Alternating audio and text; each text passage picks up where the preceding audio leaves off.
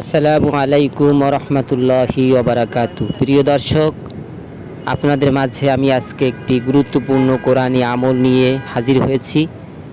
আজকে আমাদের মাঝে যে পরিমাণ মানসিক অশান্তি, আমরা যেভাবে মানসিক বিপর্যস্ত হয়ে আছি, মানসিক ডিপ্রেশনে আছি, আমরা যারা এই পরিস্থিতির শিকার, আজকের আমলটি আমাদের জন্য খুবই গুরুত্বপূর্ণ। আপনি যদি এই আয়াতটি সকাল সন্ধ্যা 7 বার করে পড়েন, অবশ্যই আল্লাহ পাক আপনাকে এই মানসিক বিপর্যস্ততা থেকে মুক্তি দান করবে।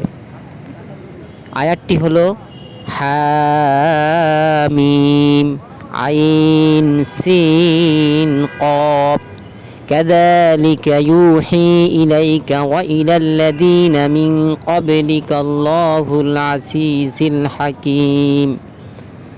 এই আয়াতটি যদি আপনি সকাল সন্ধ্যা 7 বার তেলাওয়াত করেন, তাহলে আপনি মানসিক ডিপ্রেশন থেকে, মানসিক দুশ্চিন্তা থেকে আল্লাহ পাক আপনাদেরকে মুক্তি দান করবেন।